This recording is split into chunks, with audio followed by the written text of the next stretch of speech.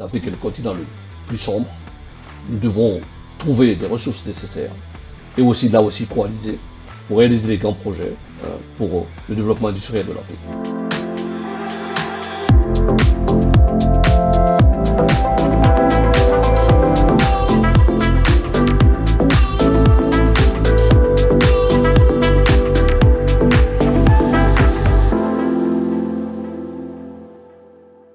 Mesdames, Messieurs, bonjour. Aujourd'hui, nous avons le plaisir et l'honneur de recevoir un ambassadeur très engagé pour le continent africain. Il était ambassadeur de l'UNESCO, pour l'UNESCO de la Guinée, l'événement capital du livre. Il était aussi ambassadeur international Human Rights Commission pour la zone Afrique. Depuis 2018, il est vice-président Women for Africa. En 2020, il est devenu sénateur World Business Angel Investissement Forum. Il est également fondateur d'Open Business Africa, de Bridge of Innovation et de l'Observatoire panafricain du numérique pour le développement. Il est aussi ambassadeur de WOOSME. Votre Excellence, Tchèque Kieta, bienvenue et merci d'avoir répondu à notre invitation. Merci beaucoup, je suis très heureux d'être sur votre plateau pour votre séquence Luxury. Nous allons parler de l'Afrique et je suis très heureux d'apporter ma contribution pour en savoir un peu plus. Ce que vous voulez savoir, c'est toujours un plaisir d'être sur un plateau qui permet de connaître un peu notre vision et notre travail sur l'Afrique. Merci, Votre Excellence. Votre Excellence, vous avez occupé de très nombreux postes au niveau des institutions internationales et des entreprises privées, témoignant d'une richesse et d'une carrière très diversifiée. Comment votre parcours professionnel vous a-t-il préparé à votre engagement actuel et en faveur du développement de l'Afrique ? Vous savez, quand on est né dans un petit village en Afrique et on a eu la chance de parcourir toutes ces étapes, venir en France, aller dans les grandes écoles, finir ses études avec assez de problématiques qu'on a validées, qu'on a dépassées. Et on est arrivé au sommet pour finir ses études, à avoir des fonctions d'excellence pour travailler avec des entreprises ou avec des institutions. Cela nous donne une certaine vue sur l'Afrique et surtout que finalement ces fonctions que j'ai assumées m'ont permis de voyager souvent et parcourir l'Afrique. Ça m'a permis d'avoir une vision autre que j'avais sur l'Afrique parce que c'est en voyageant, c'est en touchant du doigt les problématiques réelles du continent qu'on se rend compte des problèmes, des possibilités de l'Afrique. Donc j'ai appris beaucoup dans ces voyages-là et cela m'a donné un choc émotionnel et aussi une soif de participer, de m'engager pour la résolution des problématiques diverses. Donc finalement, tout ce cheminement a construit mon engagement et aussi ma vision pour être au centre d'une décision personnelle, c'est-à-dire travailler pour impacter, travailler pour proposer, travailler pour apporter des solutions. D'accord, merci. Quand vous avez commencé en tant qu'ambassadeur auprès de l'UNESCO pour la Guinée, quels étaient vos principaux objectifs ? Alors, le travail qui a été fait pour que la Guinée puisse retrouver cette décision unanime de l'UNESCO, il a fallu un comité d'organisation en Guinée qui a été dirigé par un jeune dynamique, qui est un jeune frère, un ami, qui s'appelle Sansi Kaba, qui a proposé à la Guinée de faire la candidature. Il a travaillé sur ce dossier, il a porté sa candidature à l'UNESCO. L'UNESCO a vu que le dossier de la Guinée était un dossier extraordinaire, parfait, et finalement la Guinée a été choisie parmi tant d'autres comme capitale mondiale du livre. Alors c'est un travail de longue haleine, parce que quand vous êtes capitale mondiale du livre, vous êtes choisi et vous devez prouver que vous pouvez faire quelque chose dans votre pays. Surtout que notre pays, la République de Guinée, c'est un petit pays de 12 à 13 millions d'habitants. À l'arrivée à l'indépendance de notre pays a mis un poids massif sur la culture, mais à d'autres niveaux, c'est-à-dire la création artistique, théâtrale, folklorique était plus en vue, mais nous n'avons pas eu la chance de développer le secteur de la culture au niveau livre, au niveau apprentissage, et c'est pour cela que le comité d'organisation de la Guinée a postulé pour être Capital Modèle Livre, pour résoudre ce problème, parce qu'il y avait certes des bibliothèques après l'indépendance, mais ces bibliothèques ont échoué et on n'avait plus beaucoup de bibliothèques, donc il fallait trouver un moyen d'exploiter et de remettre en place ces bibliothèques-là, et surtout créer la possibilité, l'envie, l'apprentissage des enfants, pour qu'on puisse arriver à un niveau où les gens puissent comprendre et connaître le livre. Très bien. Donc, en tant que également ambassadeur international Human Rights pour la zone Afrique, quelles ont été les principales initiatives que vous avez menées pour défendre les droits humains sur le continent africain? Vous savez, quand vous êtes ambassadeur pour Human Rights Commission, vous êtes projeté dans un travail immense, parce que le droit de l'homme, c'est vaste. Oui. Nous avons commencé à avoir une visibilité sur l'Afrique, voir un peu les difficultés que quelques pays ont à amener ce concept de droit de l'homme sous la table pour essayer de s'améliorer. Nous avons fait une projection sur les décisions judiciaires impactant les personnes condamnées, parce que soit ils sont opposants, soit parce qu'ils sont des personnes qui sont dans la verve politique. Et souvent, il y a des difficultés immenses de comprendre pourquoi ils ont été condamnés, pourquoi une telle décision de la justice a été faite. Mais surtout, cela nous a amené aussi à ouvrir les prisons et voir comment les gens sont traités, parce que les droits de l'homme ne s'arrêtent pas, comment dirais-je, quand on amène quelqu'un en prison. Les droits de l'homme commencent quand on est libre. Même si on est arrêté, les droits de l'homme doivent continuer. Et que même en prison, on a des droits. Nous avons commencé à avoir une visibilité sur les prisons pour rétablir les droits, pour essayer d'améliorer et d'amener les États à avoir une conception globale de la vision des droits de l'homme, pour cultiver un sens nouveau des droits de l'homme, l'égalité et l'équité. Merci, Votre Excellence. Je pense que ça devait être un vaste chantier auquel vous avez amené des réponses. Évidemment. En tant que vice-président de Women for Africa depuis 2018, quel programme clé a été mis en place pour soutenir l'entrepreneuriat au féminin? Notre ambition dans cette responsabilité de Women for Africa était double. Une ambition coordonnée pour donner la chance aux femmes africaines de se cultiver, de se prendre en charge, de s'engager et surtout d'impacter. Et aussi de se transformer en leader, un leader de changement de l'Afrique.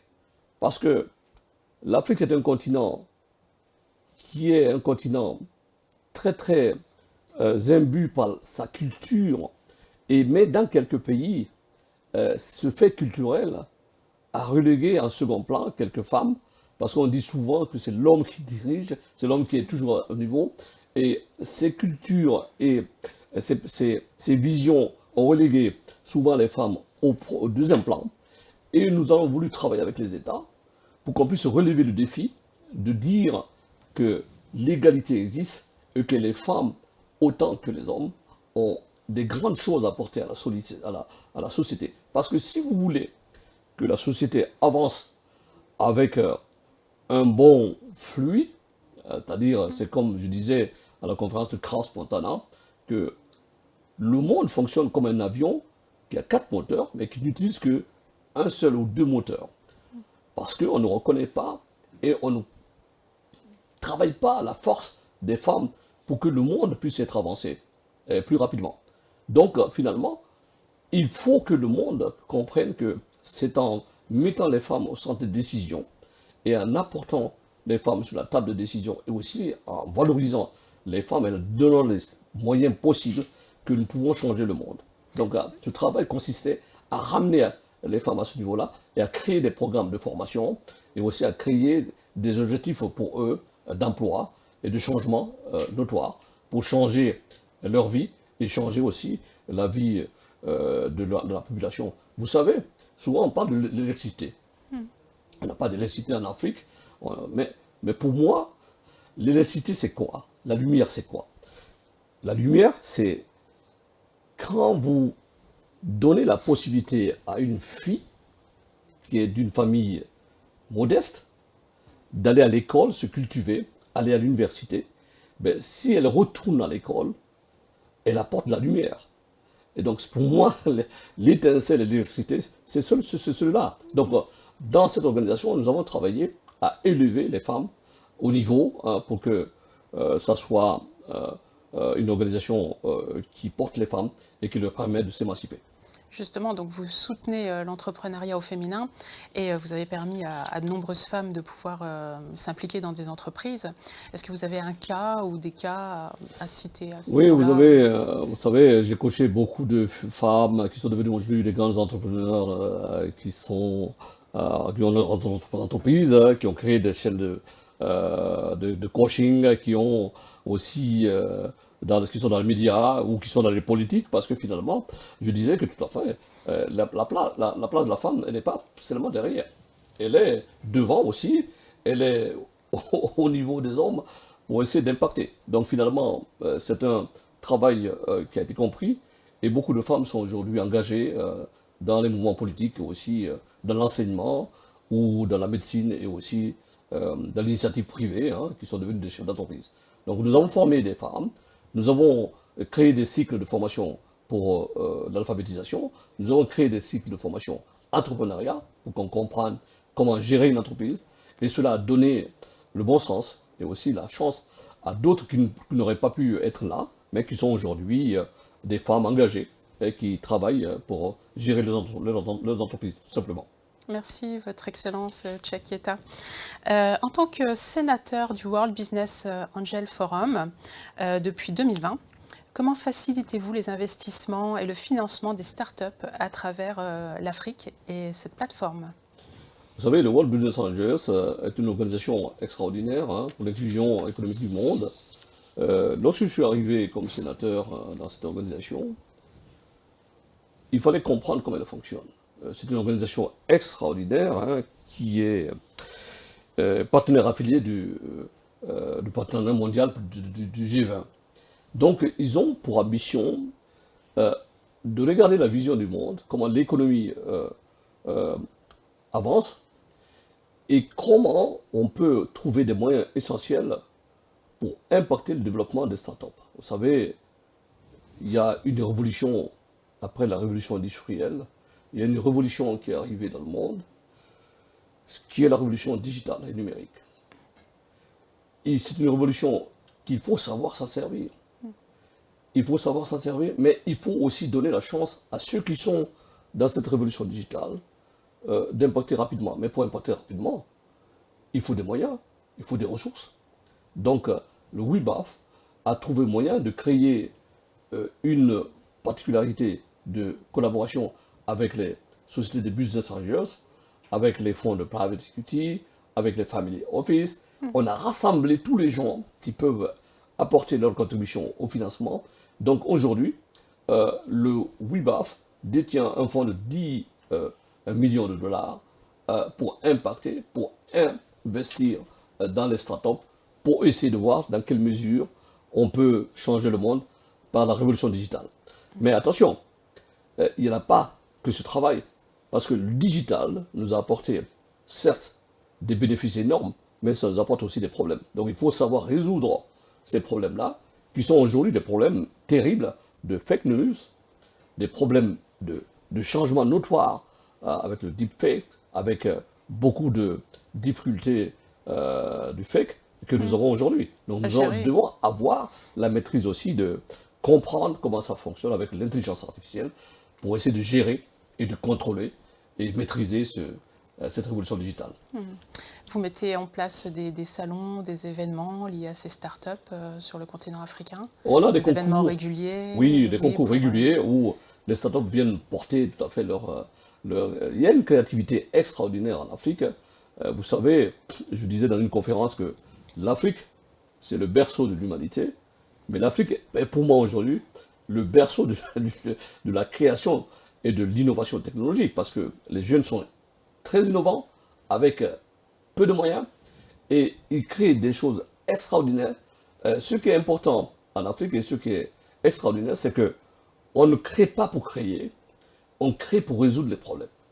Et donc c'est là, c'est tech for good. Et donc c'est plus intéressant que dans d'autres pays. Merci, Votre Excellence. Donc, vous avez une longue expérience dans le domaine de l'investissement en Afrique. Et quels sont, selon vous, les principaux défis et opportunités qui attirent les investisseurs étrangers à venir s'installer en Afrique? Oui, l'Afrique à ce niveau-là a beaucoup de défis à relever. D'abord, c'est le défi de l'assurance euh, pour minimiser les risques pour les investissements. Si vous dites aux gens de venir chez vous pour travailler, pour investir, il faut leur donner la possibilité de vous croire que Des finalement, garanties. les garanties pour dire que voilà, voilà, si vous venez chez moi, c'est sans risque. Et ça, les risques deviennent quelque chose de très important. Il faut travailler sur ces risques et travailler aussi sur ce qui est important quand vous décidez de faire venir les entreprises chez vous, les codes des investissements. Les codes des investissements, c'est le document essentiel qui prévoit ce que vous voulez faire en matière de loi, en matière de fiscalité, en matière de plan, en matière de projet que vous projetez pour que les gens puissent venir chez vous, pour que les entreprises puissent venir chez vous. Donc, il faut créer de l'assurance, donner et vendre votre pays dans un code d'investissement extraordinaire, excellent, pour que les sociétés puissent décider à venir chez vous. Parce que l'Afrique a une chance, c'est que nous avons une potentialité énorme. Vous savez, l'Afrique a tous les minéraux du monde. L'Afrique a une vaste superficie cultivable. Nous avons toutes les richesses du monde. Et les investissements potentiels aujourd'hui en Afrique sont dans les mines. Mais il faut que l'Afrique change un peu sa façon de faire les mines. C'est ce que je disais tout dernièrement. Si vous vendez vos mines tout le temps brutes, vous ne les transmettez pas, vous perdez de l'argent. Donc il faudrait que l'Afrique se saisisse pour dire, à partir de ce moment-là, nous devons trouver nos partenaires, négocier avec nos partenaires, tomber d'accord avec eux pour opérer une deuxième phase, la phase de la transformation des matières premières en Afrique, pour arrêter de vendre nos produits bruts. Regardez le problème de batterie dans le monde. Aujourd'hui, tous les véhicules fonctionnent avec la batterie. Et tous ces produits, ces ressources qui permettent la fabrication de batteries sont en Afrique. On ne fait que exporter en brut. Et si nous faisons des usines, donc il faut faire des usines chez nous, à côté des mines. Cela facilitera tout à fait beaucoup de choses. Cela pourrait nous donner un plus dans la valeur ajoutée. Et en plus, cela nous permettrait de créer des emplois pour nos jeunes qui prennent souvent les bateaux pour mourir. Et ça, il faut arrêter. Il faut qu'on change le système et la façon de faire les choses. Merci, Votre Excellence. Donc, en fait, vous avez prévu de mettre un programme d'accompagnement, de développement sur tout ce que vous venez de nous exposer? Effectivement, les États sont prêts à analyser ces propositions et beaucoup d'États se sont engagés à enclencher sur la deuxième phase, la phase de la transformation des matières premières en Afrique. Alors, vous êtes aussi fondateur de plusieurs organisations, Open Business Africa, Bridge of Innovation, l'Observatoire Pan-Africa du numérique et du développement. Quels sont les principaux défis et initiatives que vous avez mis en place et comment contribuent-elles à développer le système économique et technologique en Afrique? Alors, c'est une vaste question. Une vaste question. Alors, vous savez, j'étais interrogé lors d'une séance de conférence par un jeune étudiant qui m'a dit « Monsieur l'ambassadeur, vous êtes un coach, vous êtes un visionnaire, vous êtes un actif du continent. Pouvez-vous nous dire quelle idée il faut avoir pour réussir dans les affaires, pour créer une entreprise et réussir ?» Alors, je lui ai dit l'idée pour réussir, pour avoir beaucoup d'argent rapidement, ben, ça n'existe pas. Ce qu'il faut faire, l'idée la plus pertinente, c'est regarder là où vous êtes, quel est le problème. Si vous identifiez le problème, vous vous dites comment je vais résoudre ce problème. C'est la bonne idée, puisque vous travaillez dans un sens pour résoudre des problèmes. Et là, si vous arrivez à résoudre les problèmes, eh bien vous réussissez. parce que vous vous impactez là où vous êtes. Donc, Bridge of Innovation, j'ai créé cette entreprise parce que lorsque l'innovation technologique est arrivée en Afrique, j'ai vu que ça va à une vitesse incroyable et nous avons cette problématique de cybercriminalité. Donc, il fallait créer quelque chose et collaborer avec des entreprises étrangères pour voir comment nous pouvons saisir cette opportunité pour lutter contre la cybercriminalité. J'ai créé Open Business Africa. Pourquoi? Open Business Africa, c'est une autre société. Parce que l'Afrique en développement, en devenir, tout le monde rêve d'aller en Afrique, parce que c'est le marché potentiel. C'est le marché du monde, c'est le marché du siècle. Mais pour aller en Afrique, tout le monde ne peut pas aller comme ça. Il faut des bridges, il faut des ponts pour aider les gens qui veulent aller en Afrique, à leur donner la chance de connaître un peu comment ils vont faire et comment ils vont pouvoir entrer dans ce continent merveilleux, continent vaste, et réussir en Afrique. Donc c'est pour cela que j'ai créé Open Business Africa. Open Business Africa, c'est une entreprise qui fait la promotion des investissements sur le continent africain, qui aide les États sur le programme d'investissement public pour les conseiller, et qui soutient les entreprises qui veulent venir en Afrique pour les aider à s'implanter et impacter. Alors, lorsque la révolution digitale est arrivée en Afrique, beaucoup d'États étaient engagés pour résoudre le problème et leurs lois. J'ai vu qu'en Afrique, chaque pays avait sa loi, même les pays qui sont tout à fait très proches. J'ai eu l'idée, je dis, mais et si on travaillait ensemble? Parce que c'est vrai qu'on est souverain, on peut créer sa loi, on peut créer ses références et autres. Et donc j'ai eu l'idée de voir comment je peux impacter, comment je peux apporter ma contribution. Donc c'est pour ça que j'ai créé l'OPND. L'OPND, c'est l'Observatoire panafricain numérique digital, qui a pour but de donner un consensus, de donner aux États, de partager les initiatives et de réfléchir ensemble sur le sujet principal. Quelle Afrique nous voulons dans cette révolution digitale? Comment nous allons travailler ensemble pour transcender les problématiques et pour réussir ensemble. C'est pour ça que j'ai créé l'Observatoire panafricain numérique. Alors, après l'Observatoire panafricain numérique, j'ai créé une autre initiative qui s'appelle le CEFMA. Le CEFMA, C-E-F-M-A, c'est la coalition pour l'éradication des faux médicaments en Afrique. Vous savez, l'Afrique est un continent où meurent chaque année 100 à 200 000 personnes parce que les organisations criminelles du monde ont plutôt quitté la partie drogue. Ils sont maintenant dans la partie fabrication de faux médicaments, puisque c'est moins condamné, puisqu'avec la corruption, ils peuvent rentrer en Afrique et inonder les marchés par les faux médicaments. L'Afrique achète plus cher les médicaments que les pays occidentaux. Pourquoi? Parce que tout simplement, les chaînes de distribution, les traders qui sont au centre de cette entreprise qui achète depuis l'usine et qui feront des transactions entre eux sur le médicament qui sort parfois à 3 $ ou 5 $, avec des ajouts de commission, mais le médicament arrive en Afrique à un prix incroyable. Inaccessible. Accessible. Et finalement, le pharmacien qui vend ce médicament en remet une couche, parce qu'il faut qu'il soit payé et qu'il ait sa commission. Et donc finalement, on se trouve dans une problématique incroyable, qui est celui des médicaments, oui, la pharmacie, mais qui peut accéder à ces médicaments? C'est un nombre de populations de haut niveau, une haute classe qui peut accéder à ces médicaments. Donc ceux qui sont en bas de l'échelle, des ouvriers, ne peuvent pas aller acheter ces médicaments parce que leurs ressources ne leur permettent pas d'accéder à ces médicaments.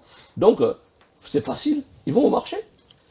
Et quand ils vont au marché, même si vous les dites, attention, ces médicaments-là sont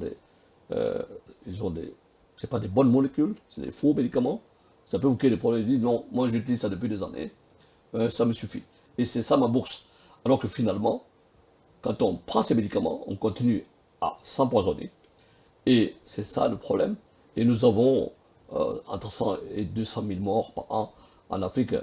Donc l'initiative CEFMA est une initiative que nous allons partager avec l'Afrique. L'idée, c'est de signer des accords avec tous les États africains pour les amener à créer des zones franches médicales. Et nous allons installer dans chaque pays la fabrication des génériques dans cette zone franche. Et en plus, nous allons faire avancer les startups en Afrique. Nous allons faire avancer des jeunes qui ont la possibilité de créer aussi des ressources pour partager et pour impacter l'Afrique. Donc ça, c'est le domaine de la santé et des médicaments. Alors pour finir, l'initiative nouvelle que je lançais, c'est l'initiative, ça s'appelle W2E. W-W-U-E-E-E. D'accord. Alors, W-U-E-E. C'est The World University for Exchange for Excellence. C'est-à-dire les universités pour l'échange et pour l'excellence. Parce que j'ai vu que les jeunes africains ont du mal à être acceptés pour les visas d'études pour venir à l'étranger. Je me suis dit, il faut créer une institution qui va signer des accords avec les universités. Ainsi, les jeunes pourront, par cet accord des universités, venir faire les études avec les accords universitaires et puis impacter les universités par les rapports de correspondance et de coopération et de partenariat qu'on va créer entre les universités africaines et toutes les universités du monde. Cela va permettre aux jeunes de voyager, d'aller faire leur stage aux États-Unis, au Canada, en France, en tout cas tous les pays qui vont soutenir cette initiative que je lance le mois prochain. Félicitations, ouais, merci de nous en parler. Finalement, beaucoup d'initiatives et des sociétés qui impactent l'Afrique. Finalement, vous avez souhaité aussi soutenir les talents africains. Très bien. Et les encourager. Sûrement, nous travaillons à cela parce que, vous savez, dans l'objectif d'une initiative qui a été fondée par Léonce Badji, un de mes amis et frères, sur l'Afrique des solutions, nous essayons de mettre en lumière les Africains qui impactent, les Africains qui donnent la solution en Afrique, pour qu'on montre que l'Afrique est aussi un continent où les jeunes sont engagés à créer des choses pour impacter leur pays, pour impacter sur le changement et pour le développement. Donc, nous soutenons les talents et nous continuons à faire ce travail-là. D'ailleurs, la première édition a été en France un succès, avec M. Psisner qui était là, le maire de Paris 16e, et avec les délégués venus de tous les pays d'Afrique, qui ont été reçus pour cette première édition. Et la deuxième édition se passera l'année prochaine à Paris et en septembre prochain plutôt, Paris, septembre ou en octobre, alors je perds un peu dans les dates, au Maroc et en France. Et donc j'invite toute la communauté et les amis d'Afrique d'être présents à cet événement qui nous permettra de montrer la force de l'Afrique, la force de la créativité et tout ce que les jeunes créent pour impacter l'Afrique. Merci, Votre Excellence. Merci. Comment voyez-vous l'avenir et le développement économique en Afrique? Vous savez, l'avenir se trouve en Afrique. L'Afrique, comme je dis souvent, est la solution pour elle-même et la solution pour le monde. Si nous devons transformer l'Afrique pour réussir ensemble le développement et l'émergence, nous devons mettre la force sur la formation, sur l'éducation et aussi sur les objectifs du millénaire. Les Nations Unies ont mis en place les ODD, qui sont des canevas nécessaires pour qu'on impacte nos pays et le monde. Si l'Afrique prend en compte ces ODD et que l'Afrique prend en compte une stratégie globale de cohésion, d'échange et de relations panafricaines au niveau des projets, parce qu'il ne faut pas simplement se dire je suis dans mon pays, je vais faire mon projet à moi. On peut essayer de coaliser pour résoudre nos problèmes ensemble, c'est-à-dire coaliser au niveau des projets. Oui, vous fédérez. Fédérer les projets d'électrification, les projets routiers, et puis l'Afrique doit rectifier ses erreurs. Nous avons fait assez d'erreurs. Par exemple, l'Afrique a misé, après les indépendances, sur les routes, c'est-à-dire le transport par camion. C'est une erreur. Pour moi, c'est une erreur. Quand vous voyez le développement de tous ces pays du monde, l'Angleterre, la France, ils ont commencé par le chemin de fer. c'est le moyen le plus facile et le plus moins disant, le moins cher pour transporter. Donc l'Afrique doit prendre en compte cette problématique et de changer la donne, de rectifier. Nous devons créer des rails en Afrique pour un changement qualitatif et progressif de l'Afrique, parce que si vous avez le transport, vous influez sur la possibilité de développer des secteurs essentiels, l'agriculture, la transformation, mais nous devons aussi travailler pour électrifier l'Afrique. L'Afrique est le continent le plus sombre. Nous devons trouver des ressources nécessaires et aussi là aussi coaliser pour réaliser des grands projets pour le développement industriel de l'Afrique. Alors, quelles sont justement les initiatives politiques que vous jugez essentielles pour stimuler la croissance et la prospérité en Afrique? Vous savez, je dis souvent aux États, les États doivent jouer leurs cartes. Mais les citoyens doivent aussi jouer leurs cartes. On n'a pas besoin d'attendre un État pour se dire, voilà, il faut que l'État fasse tout à ma place. On doit aussi apporter notre contribution.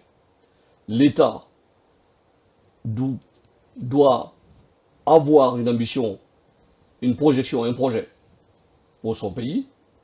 Les États africains doivent avoir un projet pour l'Afrique. Les États africains doivent travailler pour avoir une stratégie de gestion publique, une stratégie pour la dette, pour réduire la dette. Parce que si vous prenez beaucoup de crédits, vous avez beaucoup de dettes, mais vous vous enfoncez. Il y a des dettes qui sont bien, mais il y a des dettes toxiques. Il faut avoir la possibilité de choix et avoir la responsabilité d'avoir une visibilité pour créer une stratégie de développement cohérent sur la base de nos richesses propres et surtout valider la transformation. Parce que si vous ne transformez pas, vous ne pouvez pas impacter. Alors justement, en tant qu'ancien banquier et haut fonctionnaire, vous avez une vaste expérience dans le domaine financier et le développement. Comment cette expertise vous a-t-elle aidé à promouvoir les investissements et à faciliter les accords bancaires pour soutenir la croissance en Afrique? Cette expérience de banquier m'a permis de connaître un peu les produits financiers et de connaître la problématique économique du monde au niveau des échanges commerciaux et de connaître la place de l'Afrique dans le monde au niveau des échanges économiques et commerciaux. L'Afrique ne représente pas beaucoup de choses. Nous avons 1% sur l'économie mondiale. Donc il faut savoir transformer. Il faut savoir prendre des décisions pour essayer de changer la donne, pour transformer cette pratique. L'Afrique doit être à un niveau plus supérieur dans les échanges commerciaux. Alors, cette expérience m'a permis de comprendre l'économie, de comprendre pourquoi on doit s'endetter pour transformer, pourquoi on ne doit pas s'endetter pour se transformer. Parce qu'il y a deux façons de faire. Si vous prenez, comme je disais tout à l'heure, une dette qui est toxique, ben vous vous empoisonnez. Et ça devient un problème.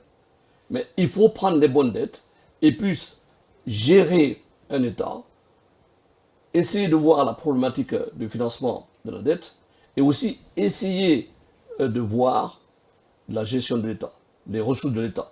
Parce que, tout simplement, on ne peut pas dépenser ce qu'on n'a pas.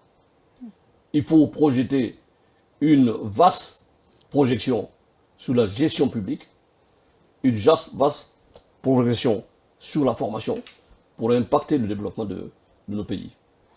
Votre Excellence Tchakieta, comment jugez-vous l'impact de la mondialisation sur l'Afrique? Vous savez, la mondialisation en Afrique a renforcé la marginalisation de l'Afrique.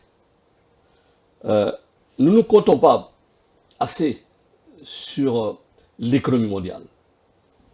Mais c'est une leçon pour l'Afrique.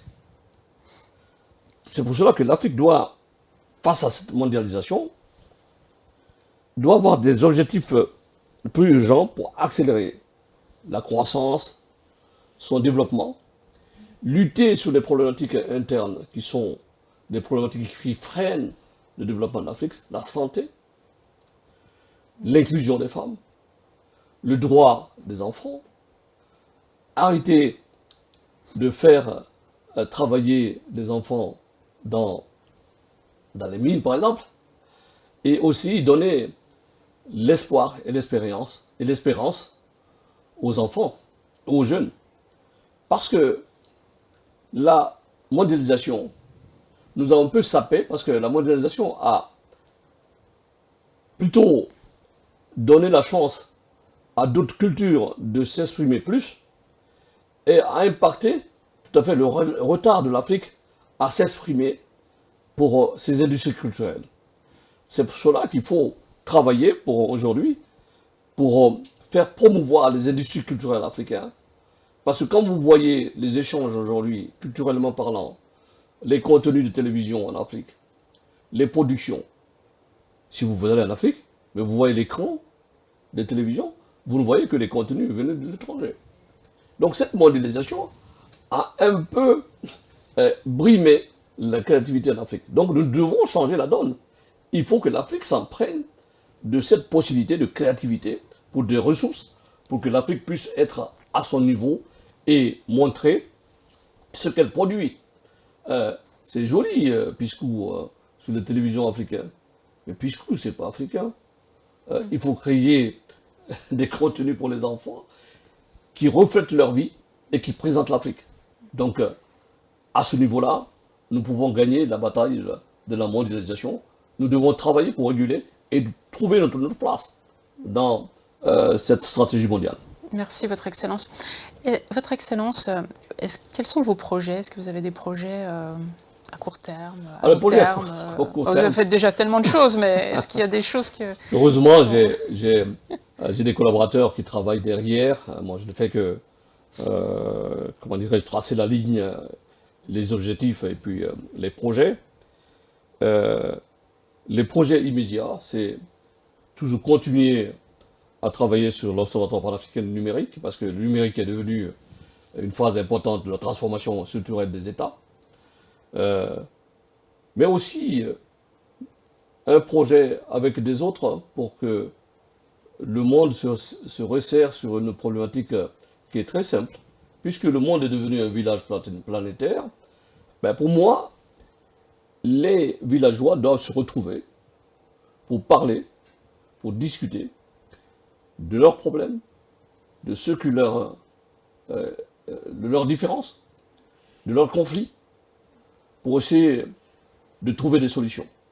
Mais aussi trouver des solutions pour notre vie, parce que nous ne pouvons pas laisser l'environnement à cet état. La problématique globale aujourd'hui, nous avons des problématiques de carbone, parce que c'est mal géré dans le monde. On ne fait que créer des problèmes dans le monde. Le plastique ne fait qu'augmenter. Notre continent et notre planète souffrent des effets de l'environnement, des effets climatiques. Nous devons être responsables pour changer ces problématiques. Et l'Afrique est au centre de ces décisions, puisque la solution carbone se trouve en Afrique. L'Afrique a les plus grandes forêts du monde. Et ces forêts peuvent aider le monde à avoir la résolution des problématiques carbone, puisque l'essence de ces arbres peut transformer la vie de l'Afrique, des Africains, et aussi la vie des Européens dans le monde. Donc les solutions se trouvent en Afrique. Nous devons coordonner nos relations, parler de nos problèmes et résoudre nos problèmes ensemble. Merci, Votre Excellence. Tout à l'heure, on était en backstage et vous nous avez fait part en fait de vos rêves. Est-ce que vous voulez nous en faire part durant l'émission? Oui, mon rêve, c'est d'amener en Afrique tous ceux qui ont cette chance de s'affronter au monde et de trouver des solutions dans la création audiovisuelle, dans la création d'impact. Parce que l'information et la vidéo est devenue essentielle aujourd'hui dans le monde. Si vous voyez les réseaux sociaux, il y a des réseaux que je ne citerai pas parce que je ferai des propositions, je ferai la publicité pour eux. Il y a un petit réseau créé en Chine qui est aujourd'hui un réseau utilisé par tous les enfants parce que c'est la vidéo qui transfère. Je disais que l'idée même de donner des informations courtes en matière de vidéo impacte l'esprit, notre cerveau est construit pour avaler très rapidement le visuel. Et donc l'impact du visuel est très important. Nous devons être capables de former nos jeunes pour avoir la possibilité de créativité dans l'audiovisuel.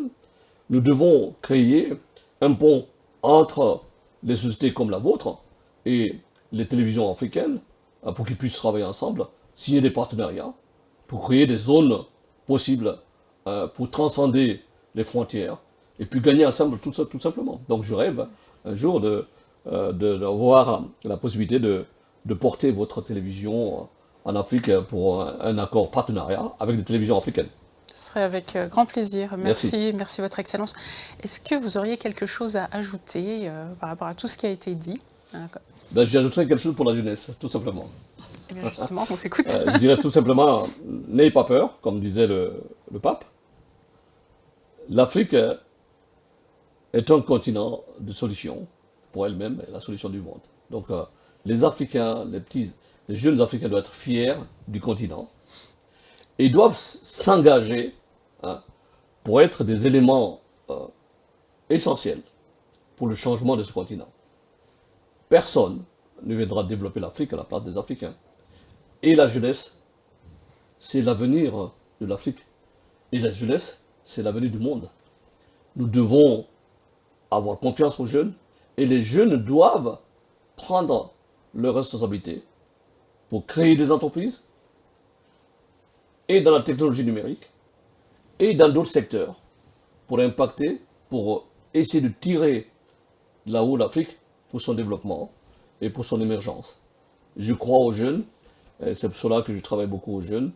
Ils ont beaucoup d'initiatives, ils sont engagés, mais il faut absolument qu'on les ouvre les portes pour qu'ils puissent exploser positivement pour impacter le continent et changer le monde. Merci beaucoup, merci Votre Excellence Tchèque Kieta d'avoir assisté et participé à l'émission.